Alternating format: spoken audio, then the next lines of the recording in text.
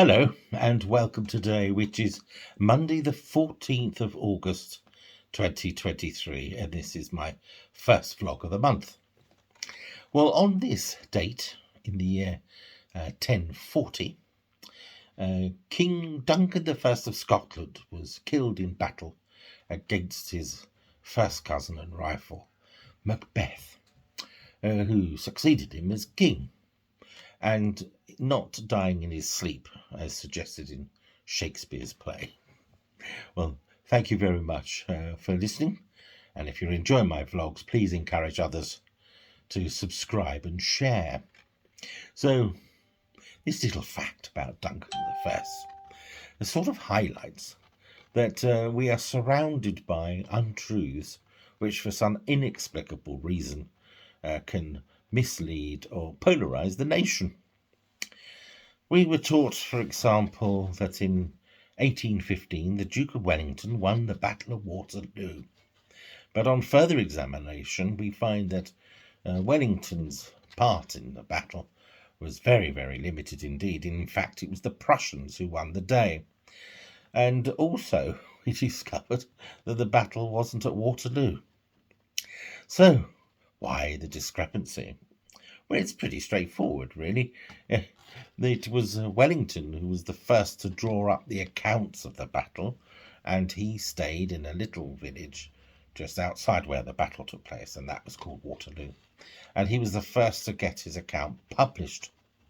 So that's why we have the knowledge, or not knowledge, as we think we do.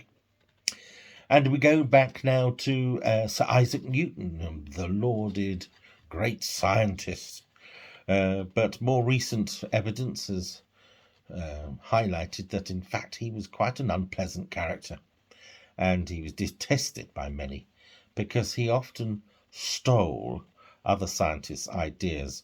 And there is a famous account of him trying to dismiss a very reverend scientist called Robert Hooke. And in America, we talk about the Pilgrims coming over in 1620, and that they landed at Plymouth Rock. Well, it turns out that nobody really knows where they landed, and that Plymouth Rock was merely chosen by a historian about 100 years later. Many believe that the Pilgrims were the first Europeans to land in America, but that does raise a few eyebrows, because we know that we've been told that Christopher Columbus, who is Italian by birth, that he landed in America in 1492. But that little factet is also slightly distorted, because he only really discovered the Caribbean and never set foot on North America. It should also be noted that the Pilgrims were not the pious group that we are led to believe. They were, in fact, Puritans who quoted and misrepresented scriptures to explain their barbaric attitudes and behaviour. And in fact, the Pilgrims headed towards America because they were effectively banished from Britain. Back to the first Americans, or Europeans, should I say, in America. There is evidence of an early Norse settlement under Eric the Red, who was travelling west from Greenland and landed in North America in the year 965. And more recent discoveries of documents highlight that there's a Welsh settlement in America around 1289. And Britain's full claim to America goes back to one of Henry VII's ships in 1497, captained by a Venetian who goes by the name of John Cabot. Cabot Cove comes to mind.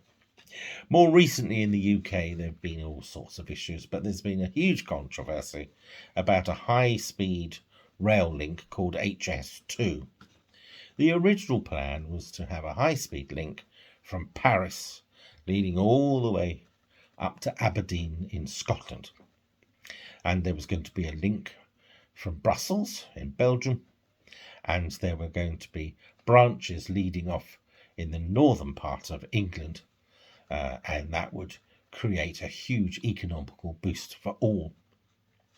An early stage of the work, though, started in London, and it was London to Birmingham, and everything was fine until somebody reported that the link would just increase or decrease the journey time by 20 minutes. And so, of course, there was a huge uproar.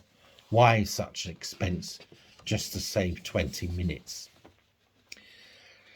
And there have been subsequently cries to have the project cancelled, which is a shame.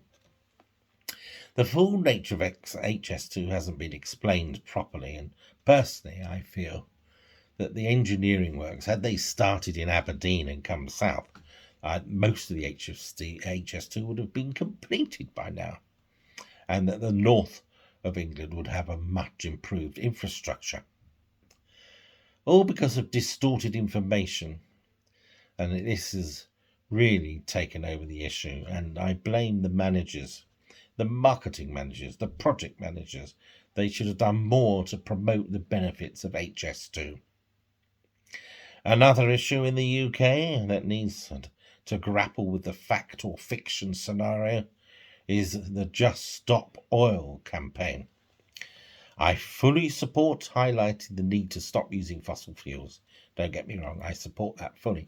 But I also feel actions that campaigners are taking, such as gluing themselves to the tarmac or to buses and trains, is obscuring the message, and it's putting commuters off who are just stopping, or who will just stop listening to what the campaigners have to say. Now, there are official papers that report that Britain has enough oil and gas reserves to keep us going for 150 years. Plenty of time to invest in new, cleaner energy. So why then is the government issuing new licenses for oil and gas development? This is the message, in my opinion, that needs to be highlighted. Concentrate on delivering the facts, and the fiction will disappear. Thank you for listening. Until the next time, toodle pip.